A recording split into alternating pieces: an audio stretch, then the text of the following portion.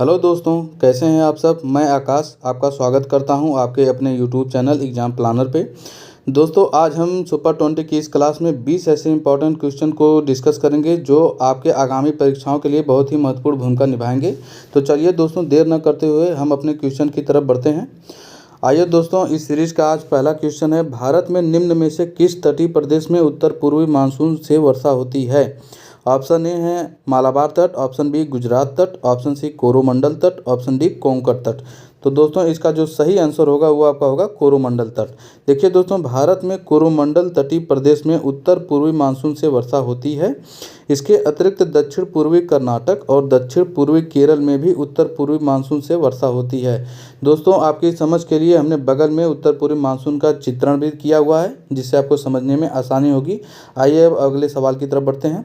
दोस्तों, इस सीरीज का जो दूसरा सवाल है वो है, गंगा नदी के निम्नलिखित में से किस भाग को राष्ट्रीय राजमार्ग घोषित किया गया है। ऑप्शन ए इलाहाबाद से हल्दिया तक, ऑप्शन बी हरिद्वार से कानपुर तक, ऑप्शन सी कानपुर से इलाहाबाद तक, ऑप्शन डी नरोरा से पटना तक। तो दोस्तों, इसका जो सही आंसर होगा वो होगा इलाहाबाद से हल्दिया तक। हल्दिया दोस्तों पश्चिम बंगाल में पड़ता है आपका। चलिए देखते हैं तीसरा सवाल।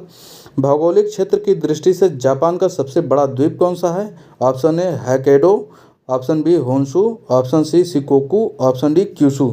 तो दोस्तों जो है कि इसका आंसर होगा होन्शु द्वीप। देखिए दोस्तों, जापान के ही 4 द्वीप हैं, आप ध्यान दे दीजिएगा इस पे। अब बढ़ते हैं अगले क्वेश्चन की तरफ। प्रसिद्ध पुस्तक कामसूत्र के लेखक कौन थे।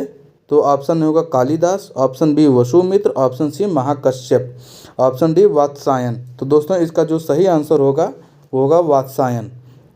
चलिए आगे देखते हैं कुछ महत्वपूर्ण पुस्तक और उनके लेखक। पंचतंत्र के लेखक हैं विष्णु शर्मा और विष्णु शर्मा हैं, और हुमायूंनामा के लेखक हैं गुलबदन बेगम। ये इंपॉर्टेंट है, क्वेश्चन में पूछा गया बार बार। यामा के लेखक हैं महादेवी वर्मा। अर्थशास्त्र के लेखक हैं चाणक्य। मुद्रा राक्षस के लेखक हैं विशाखा दत्त। ये भी दोस्तों इंपॉर्टेंट है। अवंती सुंदरी के लेखक हैं दांडी। प्रेम वाटिका के लेखक हैं रसखान। शाहनामा के लेखक हैं फिरदौसी। गीत गोविंद के लेखक हैं जयदेव। पद्मावत के लेखक हैं मलिक मोहम्मद जाची। ये भी दोस्तों आपका इंपॉर्टेंट है। और भारत भारती के लेखक हैं मैथिली शरण गुप्त। ये भी आपका इंपॉर्टेंट है। आइए दोस्तों, अब अगले सवाल की तरफ बढ़ते हैं। अगला सवाल दोस्तों, मौर्य काल में टैक्स छुपाने या चोरी के लिए इनमें से क्या दंड दिया जाता था। ऑप्शन ए है मृत्युदंड, ऑप्शन बी सामानों की कुर्की या जब्ती, ऑप्शन सी कारावास, या ऑप्शन डी उपयुक्त में से कोई नहीं। तो दोस्तों, इसका जो सही आंसर होगा वो होगा मृत्युदंड। देखिए दोस्तों, मेगास्थनीज की पुस्तक इंडिका में पाटलिपुत्र के नगर प्रशासन का वर्णन मिलता है। इसके अनुसार पाटलिपुत्र नगर का प्रशासन 30 सदस्यों के विभिन्न समितियों द्वारा होता था। इसकी कुल 6 समितियां होती थीं तथा प्रत्येक समिति में 5 सदस्य होते थे। छठी समिति का कार्य बिक्री पर वसूल करना था। विक्रय कर मूल्य का 10वें भाग के रूप में वसूल किया जाता था। करों की चोरी करने वालों को मृत्युदंड दिया जाता था। आइए दोस्तों, अगले सवाल की तरफ बढ़ते हैं। बिस्मिल्लाह खां कौन थे, वाद्य यंत्र से संबंधित है। तो इसका option A sitar, option B veena, option C shehnai, option D tabla. तो दोस्तों, इसका जो सही आंसर होगा वो ऑप्शन सी होगा शहनाई। आइए ज़रा इनके बारे में डिटेल देखते हैं ज़रा। देखिए दोस्तों, यही हमारे बिस्मिल्लाह खां है। देखिए दोस्तों, ये जो चित्र में दिखाई दे रहा है इसी को हम लोग शहनाई बोलते हैं। देखिए दोस्तों, बिस्मिल्लाह खां तानसेन अवार्ड से नवाजे गए मध्य प्रदेश सरकार द्वारा। संगीत अकादमी अकाद भी इनको मिला 1956 में। पद्मश्री से भी ये सम्मानित किए गए हैं 1961 में। पद्म विभूषण से भी 1980 में। भारत रत्न इनको मिला है 2001 में। भारत ने इनकी स्मृति में 21 अगस्त 2008 को 500 का डाक टिकट जारी किया। इनके 102वें जन्म दिवस पर गूगल ने बिस्मिल्लाह खां को डूडल बनाकर सम्मानित किया। आइए दोस्तों, अब अगले क्वेश्चन की तरफ बढ़ते हैं। अगला क्वेश्चन आपका दोस्तों, विश्व शौचालय दिवस कब मनाया जाता है। ऑप्शन ए 15 नवंबर, ऑप्शन बी 5 अक्टूबर, ऑप्शन सी 19 नवंबर, ऑप्शन डी 23 सितंबर। तो दोस्तों, इसका जो सही आंसर होगा वो होगा 19 नवंबर को। तो दोस्तों 19 नवंबर को। आइए चलते हैं अब अगले सवाल की तरफ बढ़ते हैं। अच्छा सर, कुछ इंपॉर्टेंट चीज़ें यहाँ पे देख लीजिए दोस्तों। विश्व सुनामी दिवस जो है 5 नवंबर को होता है। विश्व कैंसर जागरूकता दिवस जो है 7 नवंबर को होता है। विश्व विज्ञान दिवस 10 नवंबर को। राष्ट्रीय शिक्षा दिवस 11 नवंबर को। विश्व दयालुता दिवस 13 नवंबर को, बाल दिवस 14 नवंबर को, विश्व मधुमेह दिवस 14 नवंबर को, जनजाति गौरव दिवस 15 नवंबर को, राष्ट्रीय कानून दिवस या संविधान दिवस ये 26 नवंबर को मनाया जाता है। ये दोस्तों इंपॉर्टेंट है, देख लीजिएगा। अगले क्वेश्चन की तरफ बढ़ते हैं। पैटागोनिया मरुस्थल किस देश में है? तो ऑप्शन है चीन और मंगोलिया, ऑप्शन बी अर्जेंटीना और Chile, option C Australia, option D Iran. तो दोस्तों इसका जो है अब सही आंसर होगा वो होगा अर्जेंटीना चिली। पैटागोनिया पर्वत जो है वो अर्जेंटीना और चिली में होता है। आइए दोस्तों आज कुछ और महत्वपूर्ण मरुस्थलों के बारे में जान लेते हैं जो एग्जाम में पूछे गए हैं। देखिए दोस्तों, सहारा मरुस्थल ये उत्तरी अमेरिका में है। गोबी मरुस्थल चीन और मंगोलिया पे है। ग्रेट विक्टोरिया ऑस्ट्रेलिया में पड़ता है। थार मरुस्थल भारत पाकिस्तान पे। मोजावे मरुस्थल अमेरिका में। अटाकामा मरुस्थल चिली में। कालाहारी मरुस्थल दक्षिण अफ्रीका, बोत्सवाना और नामीबिया में फैला हुआ है। और टकला मकान मरुस्थल ये चीन में है। दोस्तों आइए अगले क्वेश्चन की तरफ बढ़ते हैं। हमारा अगला क्वेश्चन, खाद्य व कृषि संगठन का मुख्यालय कहाँ है? Option A Geneva, option B Paris, option C Washington, option D Rome Italy. तो इसका दोस्तों सही आंसर होगा ऑप्शन डी रोम इटली। देखिए दोस्तों, अंतर्राष्ट्रीय श्रम संगठन का मुख्यालय, ये भी इम्पोर्टेंट है। अंतर्राष्ट्रीय श्रम संगठन का मुख्यालय जो है जिनेवा स्विट्जरलैंड में है। दोस्तों इम्पोर्टेंट है। विश्व बैंक का मुख्यालय वाशिंगटन डीसी में है। अंतर्राष्ट्रीय मुद्रा कोष का मुख्यालय वाशिंगटन डीसी में है। विश्व स्वास्थ्य संगठन का मुख्यालय जिनेवा में।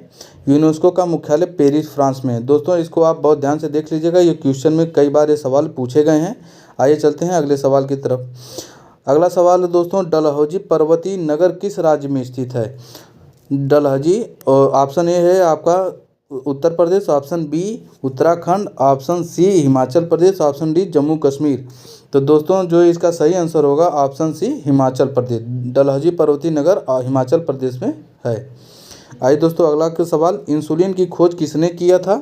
तो ऑप्शन है Banting, option B Funk, option C Ronald Ross, option D Robert coach.